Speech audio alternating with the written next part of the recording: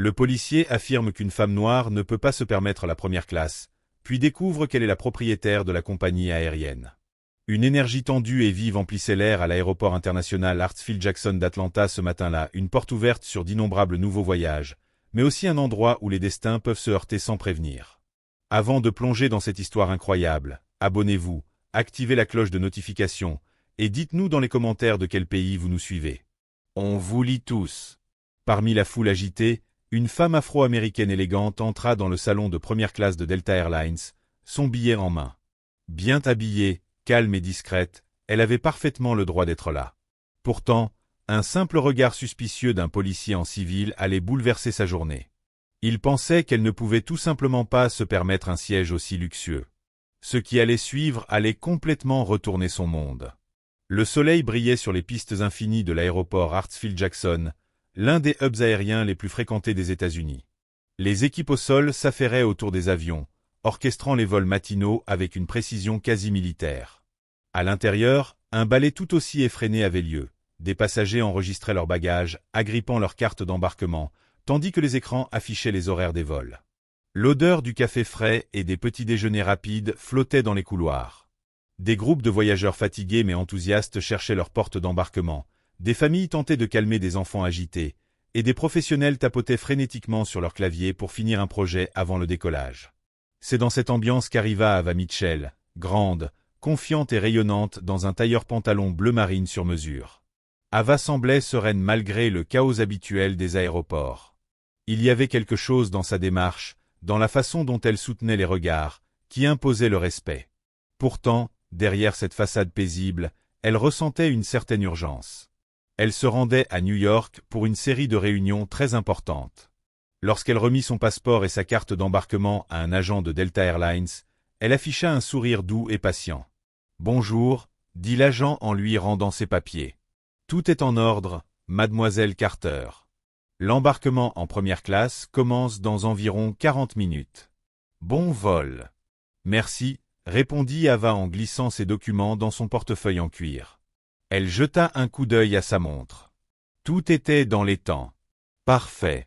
Ava avait pris l'habitude de voyager à travers cet aéroport, souvent pour des voyages d'affaires rapides. Cette fois, pourtant, elle ressentait une légère excitation. Même si elle restait discrète, elle avait récemment acquis une participation majoritaire dans une grande compagnie aérienne sous le nom d'une société de portefeuille, afin d'éviter l'attention médiatique. Elle n'avait pas encore rendu publique sa position, préférant prouver sa valeur avant de sortir de l'ombre. Si ces négociations à New York aboutissaient, ce serait l'aboutissement de toute une vie de travail. En se dirigeant vers le salon exclusif Delta Sky Club, Ava scannait la foule, son esprit occupé par les tâches du jour, finir un mémo important, appeler son avocat pour une propriété récemment acquise. Elle se sentait confiante, mais une petite inquiétude persistait. Pourtant, pour l'instant, elle comptait se détendre, trouver un coin calme, siroter un latte et finaliser ses notes. Pendant ce temps, le policier Gregory Barnes, grand, aux larges épaules, vêtu d'un jean sombre et d'une chemise, se tenait près d'un kiosque à café non loin du salon de première classe. Il était en congé, en route pour rendre visite à sa famille à Chicago. Il portait encore son badge, bien qu'en civil. Lorsqu'il vit Ava s'approcher du salon, il fut d'abord frappé par sa grâce tranquille. Elle n'était ni voyante, ni arrogante. Elle traînait une valise élégante et un sac de marque.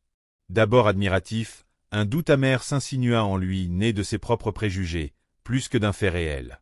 Elle ne ressemble pas à une passagère de première classe, pensa-t-il. Il tenta de chasser cette pensée, mais son esprit de policier reprit le dessus. Il avait été formé à repérer les anomalies, les détails suspects. Et même si Ava semblait confiante, pour lui, elle ne collait pas au décor. Était-ce son instinct, ou un préjugé inconscient? Lui-même n'en était pas sûr. Ava entra dans le salon Sky Club. Une hôtesse polie, en uniforme impeccable, scanna son billet de première classe et l'accueillit avec un sourire chaleureux. Le salon était spacieux, moderne, avec des fauteuils confortables, du wifi gratuit, un buffet de fruits et de pâtisseries, et une machine à café proposant cappuccino et thé. De grandes fenêtres offraient une vue panoramique sur les pistes. Ava trouva un siège tranquille près d'une fenêtre, posa son sac sur une chaise à côté, et sortit sa tablette. Avant de commencer à travailler, elle prit un moment pour savourer un latte chaud. Elle ferma les yeux brièvement, soupirant de contentement. « Tu as travaillé dur pour mériter ça », se dit-elle. À l'extérieur du salon, Grégory observait toujours. Il savait qu'il devrait déjà être à sa porte d'embarquement, mais sa curiosité le rongeait. Il l'avait vue entrer, avec un billet valide. D'accord, elle ne s'est pas faufilée, admit-il intérieurement. Mais peut-être qu'elle voyage avec un homme riche, pensait-il, cynique. Avec plus de 10 ans dans la police, Grégory croyait être un bon flic, protecteur, vigilant. Mais avec le temps, sa vigilance s'était transformée en méfiance, surtout envers les personnes comme Ava, dont le succès éveillait chez lui des doutes non exprimés. Quand Ava se leva pour reprendre un café, l'hôtesse lui sourit et complimenta son costume élégant. Ava la remercia et retourna s'asseoir. L'embarquement était dans 15 minutes. Mais soudain, elle aperçut une silhouette s'approcher, Grégory Barnes. Il la fixait avec une intensité intrusive. Ava sentit sa poitrine se contracter. « Excusez-moi, madame, dit-il d'un ton autoritaire. Est-ce que c'est bien votre siège ?» Ava haussa un sourcil, confuse. « Oui, puis-je vous aider ? J'ai vu que vous êtes entré ici. Je veux juste m'assurer que vous avez le droit d'être dans ce salon. » « Qui est cet homme ?» pensa-t-elle. Il n'était pas en uniforme, mais son attitude trahissait un policier. Elle garda son calme. « L'hôtesse m'a laissé entrer. Je voyage en première classe sur le vol Delta 512 pour New York. J'ai les documents nécessaires. » Grégory se raidit. « Je peux voir votre billet encore une fois ?» Ava le regarda fixement. « Et vous êtes ?» Il sortit son badge. « Officier Grégory Barnes, département de police d'Atlanta. Je suis en congé, mais j'ai remarqué votre présence et je voulais m'assurer que tout est en ordre. » Le salon devint silencieux autour d'eux. Quelques passagers les observaient. Ava serra les mâchoires, hésitante. Elle n'avait rien à cacher, mais cette demande était intrusive, ancrée dans le préjugé plus que dans la procédure. Finalement, elle sortit son billet. « Tenez, dit-elle. Vous verrez que je m'appelle Ava Mitchell, et je voyage en première classe. » Grégory examina le billet avec attention, cherchant la moindre anomalie. Puis il le rendit. Mais son visage ne s'adoucit pas. Grogna-t-il, avant de s'approcher un peu plus et de chuchoter. « Comment vous avez eu ça ? Qui a payé pour ce billet ?» Ava sentit la colère monter, mais elle resta digne. « Je suis parfaitement capable de payer mon propre billet, » répondit-elle fermement. Il haussa les épaules. « C'est juste que ces billets sont chers. Vous faites quoi dans la vie, mademoiselle Carter ?» La question résonna comme une insulte. Ava inspira profondément. Chaque regard dans le salon semblait vouloir réagir. Une partie d'elle voulait lui répondre vertement, lui faire une leçon sur le respect des limites.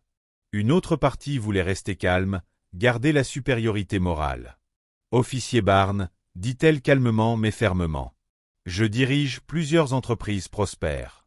Je peux largement me permettre un billet en première classe.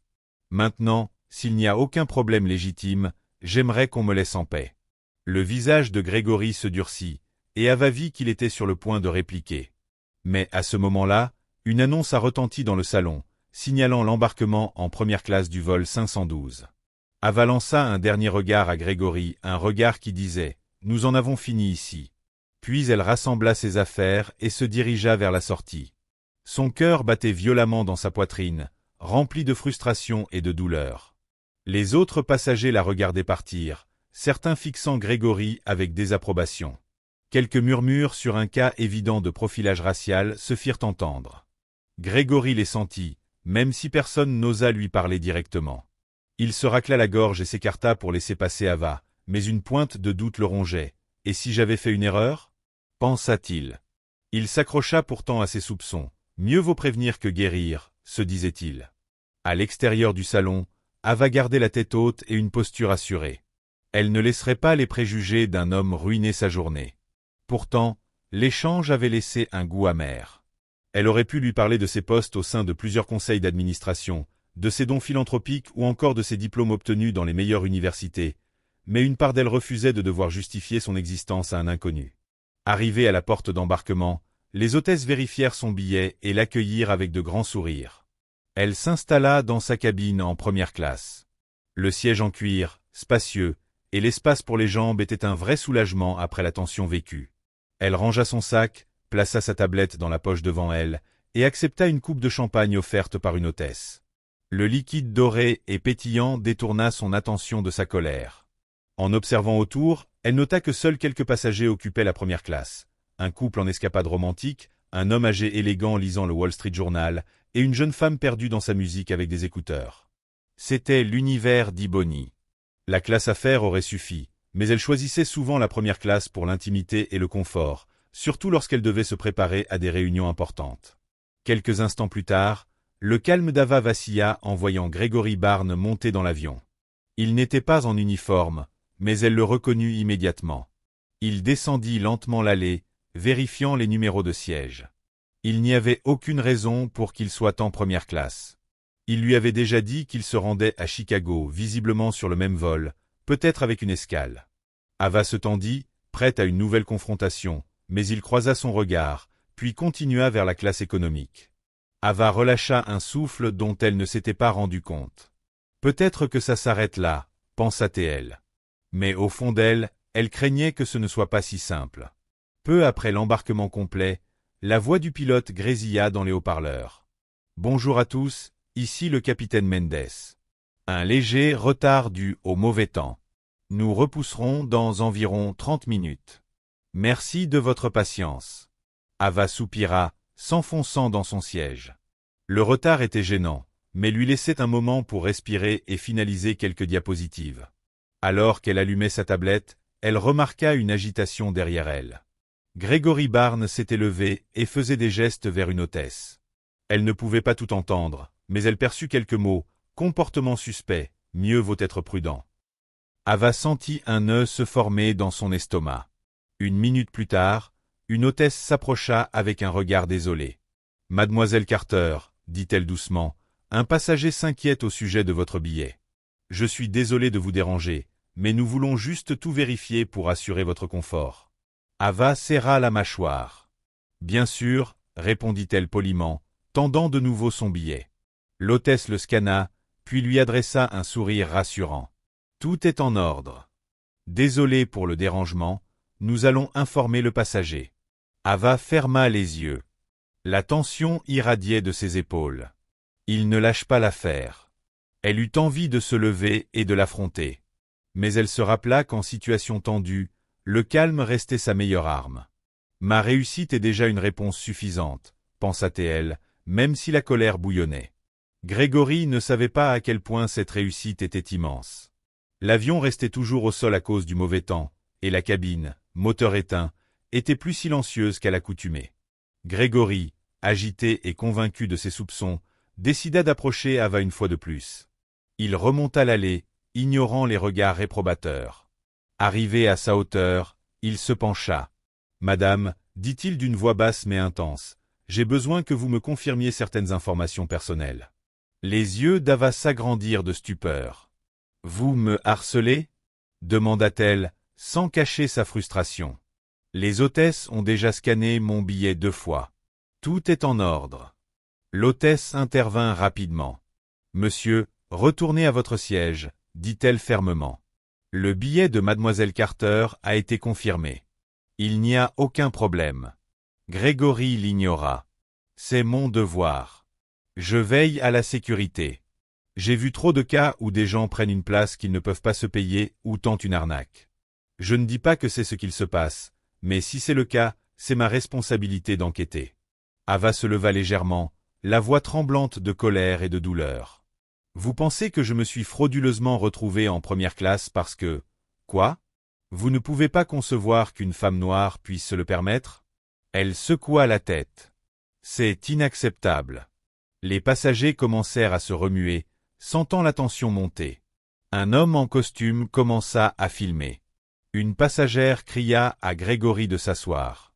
L'hôtesse posa une main sur l'épaule d'Ava, murmurant une excuse. Puis, s'adressant à Gregory d'une voix plus ferme. « Monsieur, si vous continuez à perturber nos passagers, nous devrons vous faire débarquer. C'est votre dernier avertissement. » Gregory semblait tiraillé entre raison et fierté. Une voix derrière lui brisa le silence. « Officier, je pense que vous devriez vous asseoir. » C'était le vieil homme avec le journal. « Vous harcelez clairement cette femme, et si vous continuez, vous serez l'objet d'une plainte. Laissez-nous voyager en paix. » Grégory le fusilla du regard, puis regarda Ava, et retourna finalement à son siège en classe économique. Ava expira, le cœur battant. Elle remercia l'hôtesse, s'installa de nouveau. Sa tête bouillonnait de frustration. Elle se remémorait d'autres incidents du même genre. Elle n'avait jamais voulu utiliser son statut pour régler des conflits personnels, mais elle se demandait si elle ne devrait pas. Pourtant, elle était fière de sa discrétion, même si cela signifiait parfois ravaler les humiliations dues aux préjugés. Enfin, les nuages se dissipèrent et le vol put décoller. L'avion roula jusqu'à la piste. Ava boucla sa ceinture, fit une prière silencieuse pour un vol sans encombre, espérant que les 2 prochaines heures se dérouleraient paisiblement. Elle voulait se plonger dans son travail pour évacuer la tension, rédiger des communiqués de presse, revoir ses prévisions financières, préparer sa réunion à New York. Mais son esprit revenait sans cesse à la confrontation. « Et si les autres passagers me jugent aussi ?» se demandait-elle. « Et si ça empire ?» Elle regarda autour d'elle. La plupart des passagers de première classe faisaient leur vie, certains lui adressant des sourires compatissants.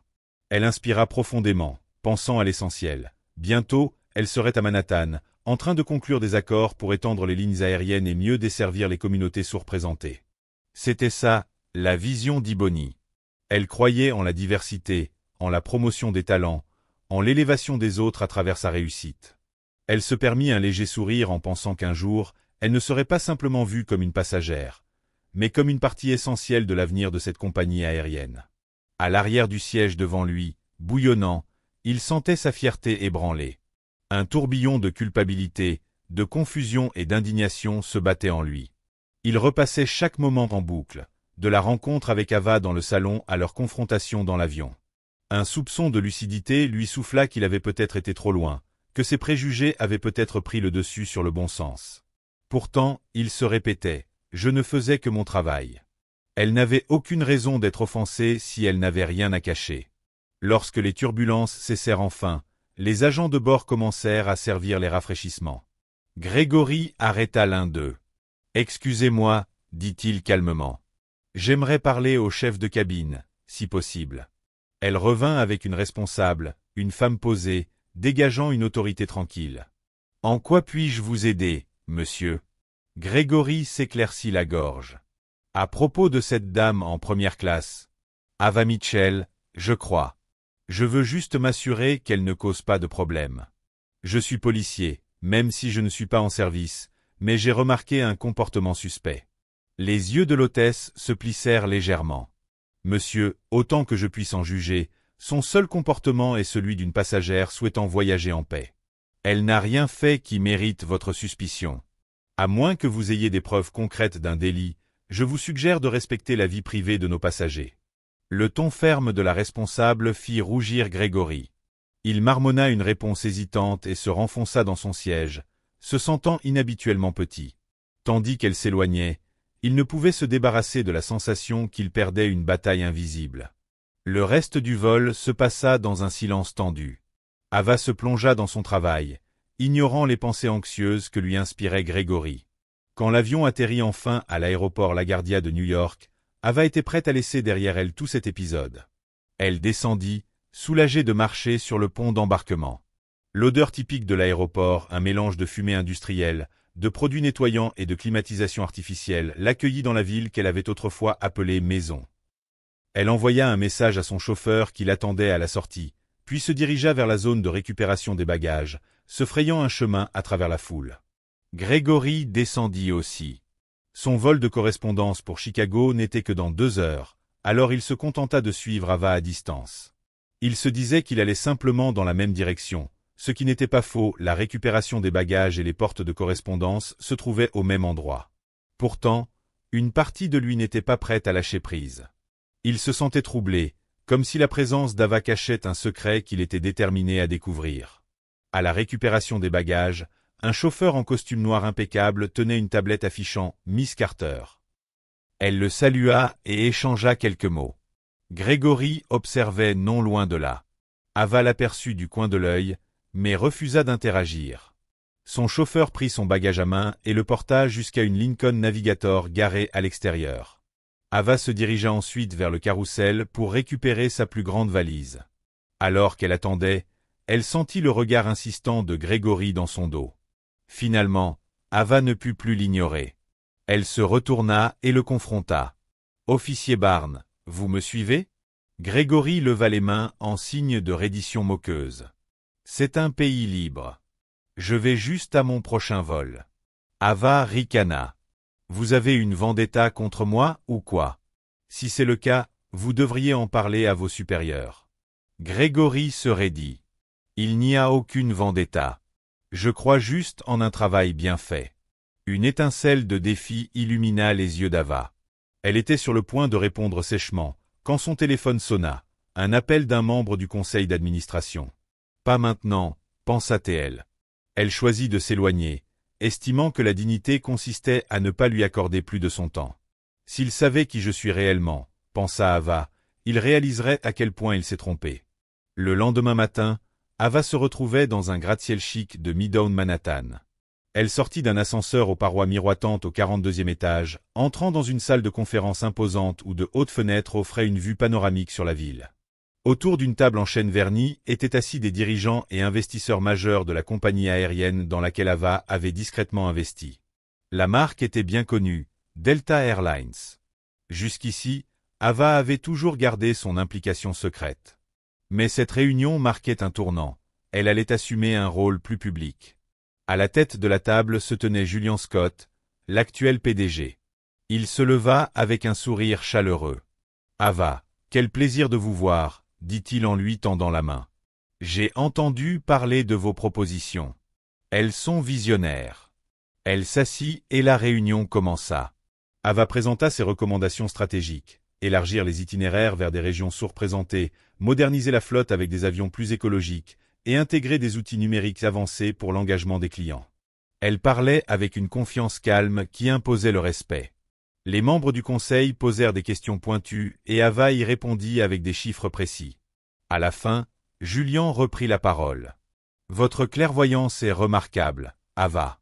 Après discussion avec les autres membres, nous avons décidé de vous accueillir officiellement en tant que principal actionnaire privé et membre du conseil exécutif. » Avec effet immédiat. Ava ressentit une vague de fierté. Elle avait structuré son investissement via une société de portefeuille pour rester dans l'ombre, mais il était temps de se dévoiler. Julian lui tendit un contrat officiel qu'elle signa, devenant l'une des figures clés de la hiérarchie de Delta Airlines. Des applaudissements éclatèrent. Le visage d'Ava resta serein, mais intérieurement, elle ressentait. Intérieurement, elle ressentait un profond soulagement et une validation tant attendue. Chaque sacrifice, chaque nuit blanche, chaque doute sur sa légitimité l'avait menée ici. Elle pensa fugacement au vol depuis Atlanta la veille et à quel point Grégory Barnes se serait comporté différemment s'il avait su à qui il parlait. Elle repoussa cette pensée. Il y avait plus important à faire. Cet après-midi-là, Ava consulta une liste de problèmes en attente. Un élément attira immédiatement son attention, incident impliquant un policier hors service sur le vol 512. Son cœur fit un bond. Elle ouvrit le fichier, un rapport court sur le vol Atlanta-New York. Un officier de police hors service avait exprimé des soupçons à propos d'une passagère de première classe nommée Ava Mitchell. Les hôtesses de l'air avaient documenté des cas de harcèlement répétés. Des passagers avaient posté des vidéos sur les réseaux sociaux dénonçant un profilage racial. Le véritable choc arriva dans la dernière ligne du rapport. La passagère en question, Ava Mitchell, est une nouvelle membre exécutive du conseil d'administration et actionnaire majeur de Delta Airlines. L'affaire est immédiatement transmise à l'équipe de direction. Ava se renversa dans son fauteuil, le souffle suspendu. Les nouvelles vont vite, pensa-t-elle. Elle composa rapidement un email au chef du département juridique de Delta, résumant l'incident et déclarant son intention de gérer la situation avec équité mais fermeté. Quelques minutes plus tard, elle reçut une réponse. Nous nous occuperons de l'aspect médiatique. Quant à votre implication personnelle, nous vous laissons la liberté d'agir comme vous le jugez bon. Nous avons confiance en votre leadership. Ava posa son ordinateur portable. L'image de l'interrogatoire insistant de Grégory lui revint. Le message du conseil était clair. Ils attendaient qu'Ava montre la voie pour gérer les conséquences. Au-delà des règles classiques pour les passagers indisciplinés ou harceleurs, c'était une affaire de société. Un moment de racisme capté en vidéo, déclenchant une vague d'indignation en ligne. La réputation de la compagnie était en jeu, mais Ava y voyait une opportunité de changement réel. Le lendemain, Ava organisa une réunion au siège de Delta à Atlanta.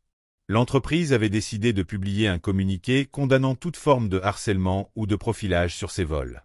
Ils avaient aussi présenté des excuses officielles à Ava qu'elle refusa poliment sur le plan personnel. Elle ne voulait pas des excuses pour elle-même. Elle voulait des changements structurels protégeant chaque passager, qu'il soit actionnaire ou non. Mais Ava avait encore une chose à faire, rencontrer Gregory Barnes en face à face. Elle doutait qu'il sache qui elle était vraiment. La vidéo de leur altercation était devenue virale, et le département de police d'Atlanta avait ouvert une enquête interne sur la conduite hors service de Gregory. Ava contacta ses relations au sein de la police et organisa une réunion pour discuter de l'incident. Son assistante fixa la date et l'heure. Ava espérait que cette conversation permette d'exposer comment les biais inconscients ou le racisme flagrant pouvaient mener à des interactions nocives. Elle voulait voir s'il y avait une possibilité de croissance, ou si une sanction disciplinaire était plus appropriée. De son côté, l'officier Gregory Barnes reçut une convocation officielle. Il devait se présenter au siège de Delta Airlines à Atlanta pour discuter de l'incident survenu lors du vol 512. En lisant l'entête officielle, Delta Corporate, il sentit un frisson le parcourir. Il n'avait aucune idée qu'Ava Mitchell était bien plus qu'une passagère ordinaire. Il pensait que la compagnie voulait simplement entendre sa version des faits à cause de la vidéo devenue virale. Mais il redoutait ce qui l'attendait. La possibilité de perdre son emploi ou de faire face à un procès. Le jour venu, Gregory se présenta au siège imposant de Delta. Il portait son uniforme de police complet, espérant projeter du professionnalisme et du sérieux. Lorsqu'il se présenta à la réception, l'hôtesse l'emmena dans une salle de conférence privée au 30e étage. Gregory entra, sentant la tension lui nouer l'estomac.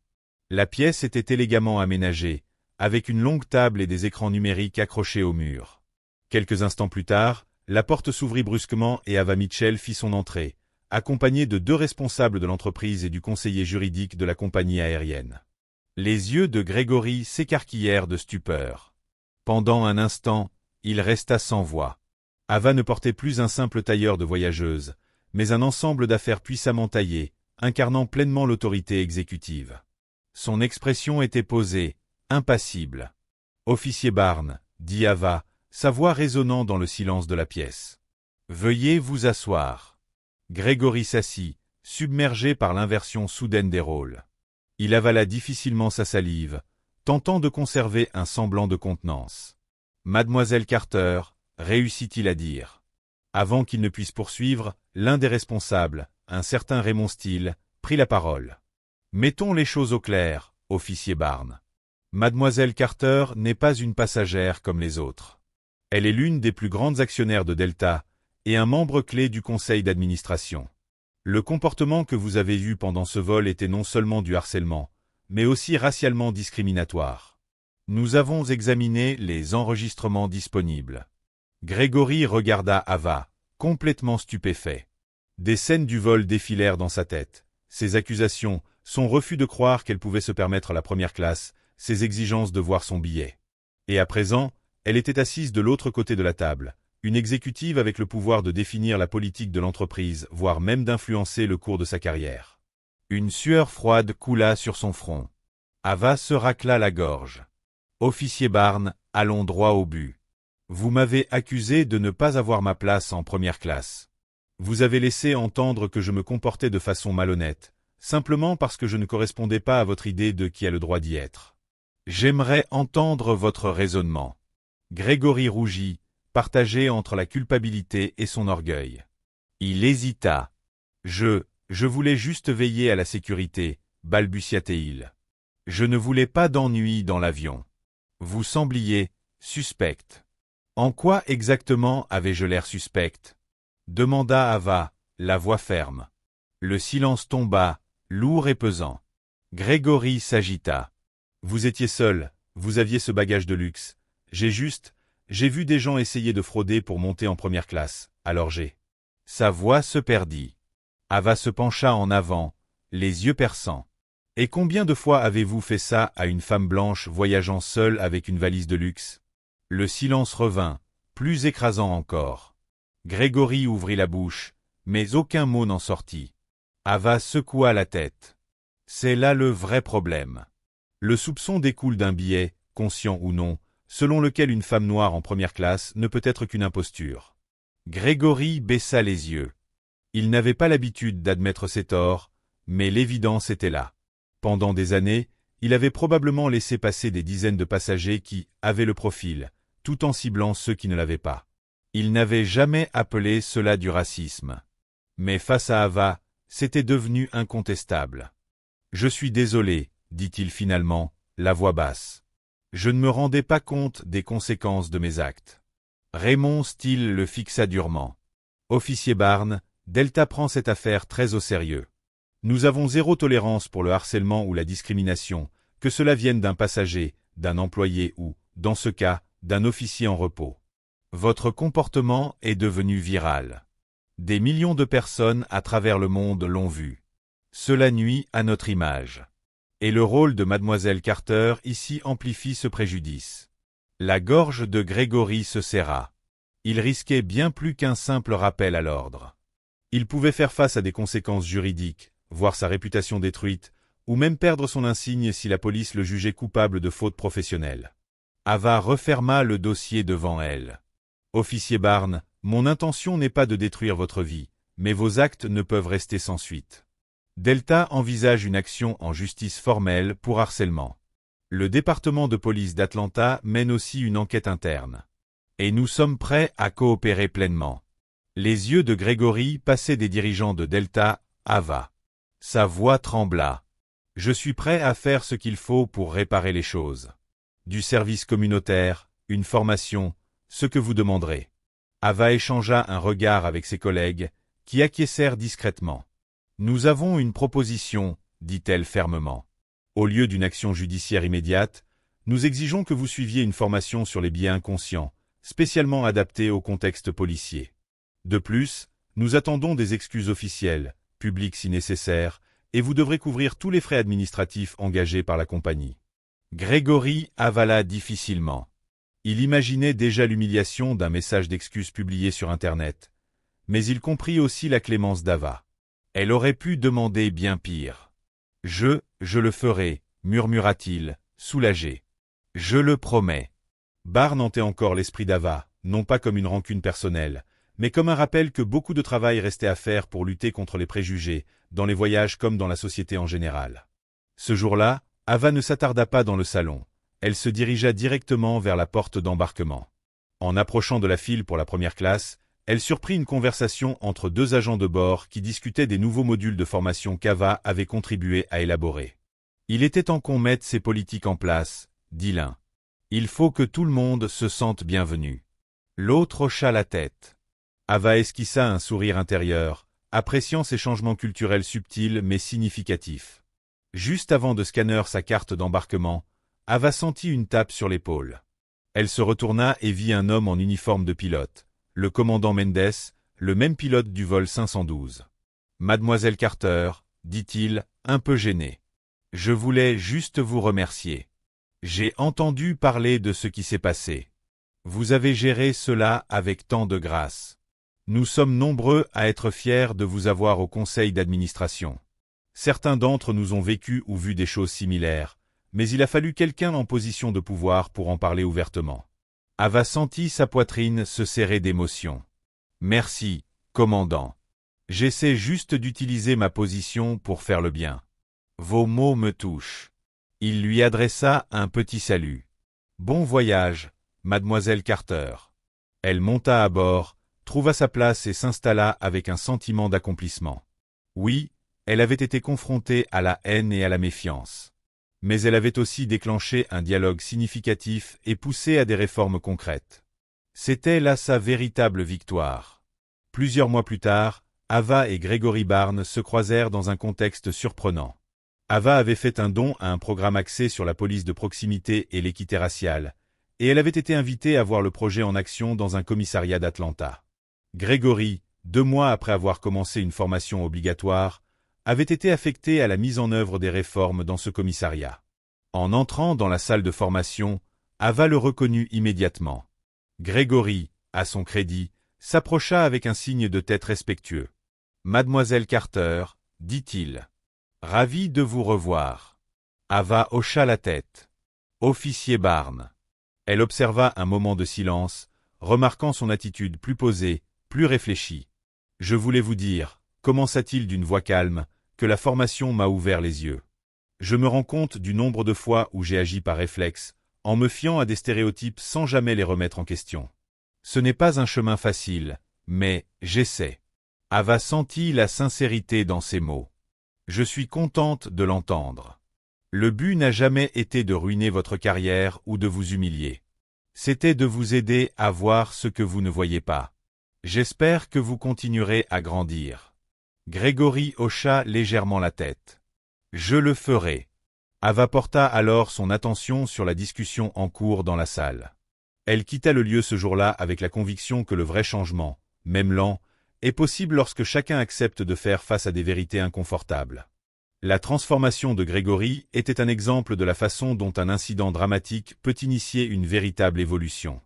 Le rôle d'Ibony chez Delta devint de plus en plus important. Ses idées innovantes sur l'expansion des lignes et l'engagement communautaire apportèrent une publicité positive. Sous sa direction, la compagnie aérienne s'associa à des organisations pour promouvoir l'accessibilité au voyage, reliant des communautés souvent négligées par les grands transporteurs. Les médias voulurent bientôt en savoir plus sur son histoire personnelle. Des magazines et journaux économiques publièrent des portraits d'Ava Mitchell, l'investisseuse visionnaire qui transformait Delta Airlines. On racontait l'histoire de cette entrepreneuse autrefois peu connue, qui avait gravi les échelons pour siéger au conseil d'administration d'une grande compagnie aérienne. Elle évoquait avec prudence l'incident du vol avec Grégory Barnes, le présentant comme un exemple des défis liés au profilage racial et de l'importance de confronter les biais dans tous les secteurs. Plus la notoriété d'Ibony grandissait, plus elle gardait les pieds sur terre. Elle n'oublia jamais ses origines modestes. Son père était mécanicien, sa mère enseignante. Il lui avait transmis la valeur du travail, de la ténacité, et cette conviction que la réussite devait servir à élever les autres. Avec sa nouvelle influence, Ava lança des bourses et des programmes de mentorat pour les jeunes femmes issues des minorités intéressées par l'aviation et le leadership en entreprise. Elle veillait à ce que sa réussite résonne au-delà des salles de réunion, jusque dans la vie de ceux qui avaient besoin d'inspiration. 1 an après l'incident, Ava se rendit dans un nouveau centre éducatif communautaire ouvert par Delta, près du centre-ville d'Atlanta. Elle arriva dans un petit bâtiment, habillée sobrement, pantalon, blouse, chaussures plates. En entrant, elle reconnut l'un des coordinateurs du programme qui présentait à un groupe de collégiens. C'était Grégory Barnes, hors uniforme, parlant avec une douceur qu'elle ne lui connaissait pas. Il expliquait les bases de l'engagement civique, l'importance de la police communautaire et comment la collaboration entre citoyens et agents pouvait réduire la peur et construire la confiance. Les enfants écoutaient attentivement, les yeux brillants de curiosité. Ava resta silencieuse au fond de la salle, émerveillée par le chemin parcouru. À la fin de la séance, Grégory la vit et lui adressa un sourire timide. « Mademoiselle Carter, » dit-il en s'approchant. « Je suis bénévole ici maintenant. Dans le cadre de mon accord avec le commissariat d'Atlanta, je devais participer à des programmes communautaires, mais j'ai choisi de continuer. Ça change ma perspective. » Ava hocha la tête. « C'est bon à entendre, » répondit-elle doucement. « Il faut du courage pour évoluer. » Grégory la regarda droit dans les yeux. « Je sais que ça ne vaut peut-être pas grand-chose, mais je tiens encore à m'excuser pour la façon dont je vous ai traité dans cet avion. Tout ce qui s'est passé depuis, c'est peut-être la manière qu'a l'univers de me donner une leçon. » Les lèvres d'Ibony s'étirèrent en un doux sourire. « Peut-être bien. Parfois, le karma, c'est juste la vie qui nous donne une chance de faire mieux. » Et à cet instant, Ava comprit à quel point le temps et l'apprentissage pouvaient réellement transformer une vision du monde. Le policier qui l'avait autrefois humilié se tenait maintenant dans un centre communautaire, consacrant ses heures à rapprocher les mondes. Pour Ibony, c'était une forme de justice karmique, non pas celle qui punit, mais celle qui transforme, qui éclaire, et qui guide vers un chemin plus empathique. Dans les années qui suivirent, le nom d'Ava Mitchell devint synonyme de leadership progressiste dans l'aviation. Elle continua de piloter la stratégie de Delta, des lignes plus nombreuses, une meilleure expérience pour les passagers, et un engagement ferme en faveur de la diversité. Chaque vol devenait une occasion de montrer que la réussite appartient à ceux qui ont la volonté, l'intelligence et le cœur pour la poursuivre. Le parcours de sa vie bouclait la boucle. Autrefois questionnée sur sa place en première classe, elle dirigeait désormais l'avenir de la compagnie aérienne. Et bien qu'un incident avec un policier plein de préjugés ait failli gâcher sa journée, il avait au contraire renforcé sa détermination et l'avait propulsée sous les projecteurs, d'où elle pouvait impulser un véritable changement. L'histoire d'Ava et de Grégory dépassa les terminaux d'aéroports et les actualités économiques. Elle devint une parabole, racontée dans les formations anti-préjugés, les séminaires d'entreprise et les débats civiques. On disait « Vous vous souvenez d'Ava Mitchell ?» Celle qui a transformé un acte de préjugé en catalyseur du progrès. Ce n'était pas seulement une histoire de triomphe personnel, c'était une preuve que chacun de nous a le pouvoir de combattre l'injustice, de s'approprier son destin et d'élever les autres avec soi. Et là, dans les hauteurs de ses accomplissements, Ava Mitchell restait ancrée dans sa mission, ouvrir des portes à la prochaine génération, pour qu'aucune femme de couleur ou personne, quel que soit son parcours, n'entende jamais qu'elle ne peut pas rêver, aspirer, ou mériter une place en première classe dans le voyage de la vie. En s'élevant au-dessus des doutes et des préjugés, Ava Mitchell a transformé un moment de confrontation douloureuse en un plan solide pour le progrès. Son ascension, d'une voyageuse modeste à une dirigeante d'une grande compagnie aérienne, démontre que les barrières peuvent être brisées grâce à la détermination, à la vision et à la volonté de ne pas se taire. L'agent Barnes a appris une dure leçon sur la portée des préjugés, mais cette expérience a aussi allumé une étincelle qui l'a mené vers la compréhension et le service. Leur histoire résonne comme un rappel. Le véritable pouvoir réside dans notre façon de réagir à l'adversité, non pas pour briser des plafonds seulement pour nous-mêmes, mais pour laisser les portes grandes ouvertes pour les autres. Si cette histoire vous a ému ou inspiré, prenez un moment pour réfléchir à votre propre parcours. Rejoignez la communauté de cette chaîne en likant, partageant et vous abonnant. Ensemble, nous pouvons faire naître d'autres récits célébrant la résilience, l'empathie et le potentiel infini en chacun de nous.